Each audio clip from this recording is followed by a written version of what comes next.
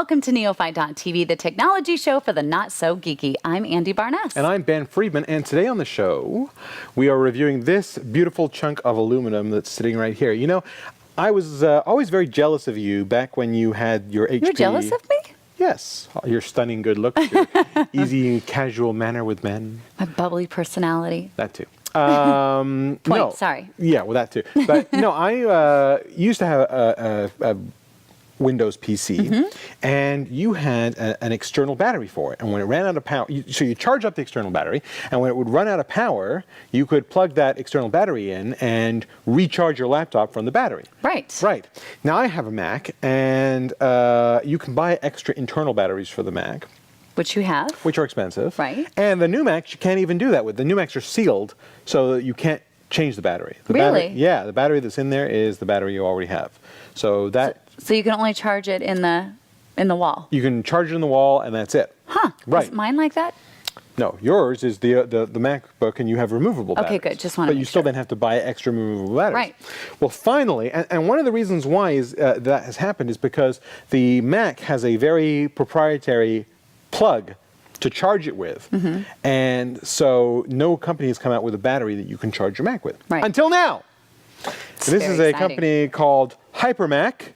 And this chunk of aluminum is the Hypermac. This is the MBP 150 backup battery or battery charger for Macs. And the nice thing about Macs is they all use the same charger. Right. So what this company has done is they basically, and there's 4 models of this. It's pretty heavy. Right. This is the second from the largest one, and basically has 3 times as much battery power as my MacBook. Isn't that the best thing? Yeah. So with a fully charged Mac and this battery, you can run 4 times. So I get about 3 hours with this while I'm editing, 2 to 3 hours. Because editing's not like checking your email. Editing really runs the battery down a lot faster because there's a lot more hard drive access and all that kind of stuff. And you're there for a while. Yeah, you're doing all that kind of stuff. So I get 2 to 3 hours with this. With this, I'm going to get 4 times that. So if I get 2 hours, I would get 8 hours, like enough to last any normal flight. Right. Right. You know, you're not going to get to India with it, but that's okay. What you do is you take this cord, you plug it in here to the DC output. There's a little meter on the front. I don't know if you can see that. Little green light. Yeah, you might not be able to see that with the zoom, but anyway. So you plug that in like that. On the other end is the Mac, and you know what I think they do? I think they just buy a MacBook charger and throw it away or something. Right. I don't know how else they get this. Right, because only the Mac. Apple makes this. Right. Maybe it's part of the same company. Maybe Mac owns this company. Apple? No, I don't think so. Oh, well. They should buy them. But so you see now I'm plugged in like this, and boom, it's charging, and it's not only running it off the battery, but it's charging my MacBook's battery at the same time. Now you said this was the second largest. Yes, there's 4 models. Okay. And they start at $199 and they go to $499. So obviously, depending on how much you spend, depends on how long it's going to last, right? Indeed. I wonder if they're all the same, because this is a little heavy. No, the other ones are much smaller.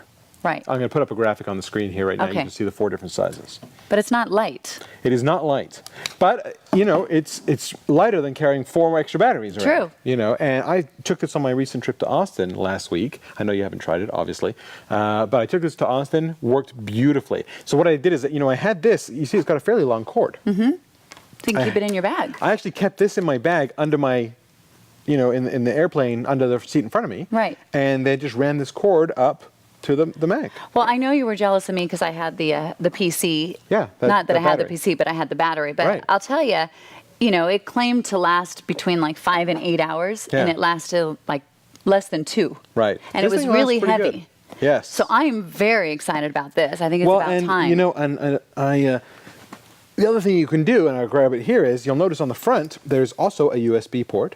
So if you want to charge your cell phone at the same time or your headset, you can also plug in at the same time a USB thing. So That's now fantastic. you have your iPhone charging in the plane while you're running your laptop. I bet we're making a lot of people happy right now.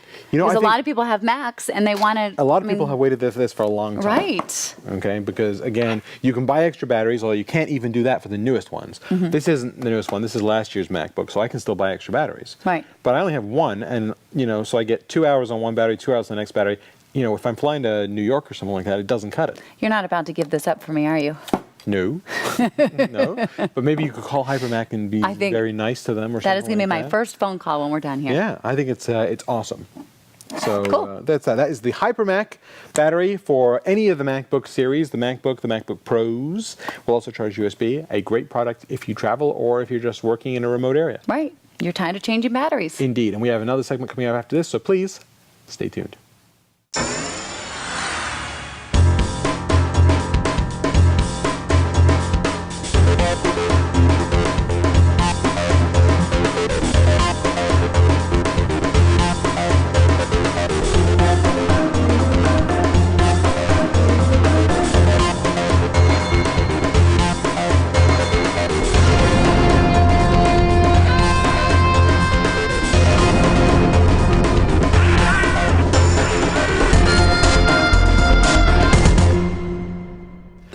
And we're back in the second spotlight today. We are looking at this beautiful tube of stuff. I can't wait to see what's in it. Isn't it a fun tube? Does not shake. No. So let me preamble this a little bit with saying that a lot of people were very upset with Apple when they brought out the new MacBooks because they all, except the biggest one, they all have glossy screens, Okay. very shiny glossy screens, and a lot of professional folk, who edit video or edit photos, they hate the glossy screens. They used to have an option where you could get the glossy screen or you could get like a matte finish screen. Okay. Not anymore. Now they're all glossy. So the good folks at RadTech have come up with this solution called the ClearCal anti-glare film for computer displays. Okay.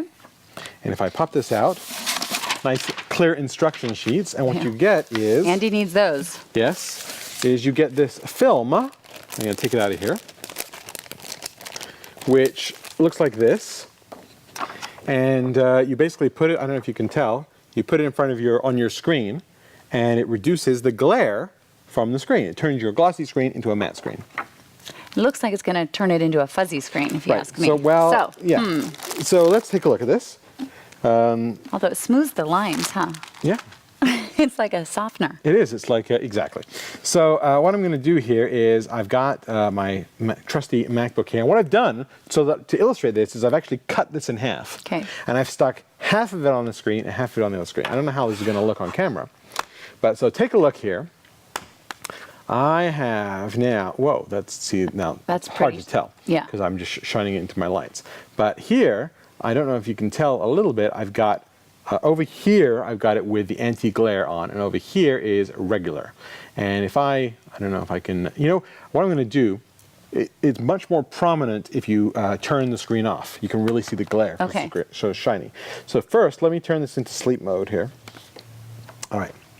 Turn this around again.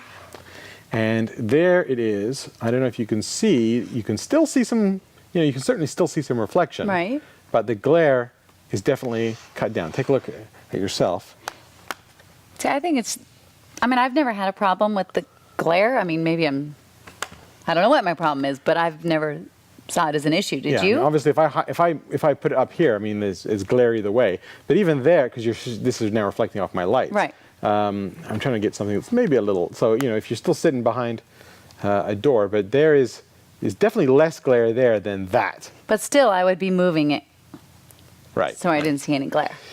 So let me turn the screen back on again. I tell you, it definitely does reduce the glare. I mean, there is no ifs, ands, or buts. And you could take it off and put it back on, and not a big deal. It's a bit of. You can take a look at those instructions. It's not a huge deal, but it does go on and off. Okay. So you can take it off. I think the idea is to put it on and leave it on. The idea is not to be taking it on and off all the time. Right. I don't know how well you're going to be able to see this on here, though. Looking on here, I can't tell. But when you look at this, do you notice that on the side of the screen, it does add a bit of like a grain to the image? Right. It's a little fuzzy. Is sort of how It or is a little smoky, fuzzy. Or Yeah. So I think you're giving up something. right.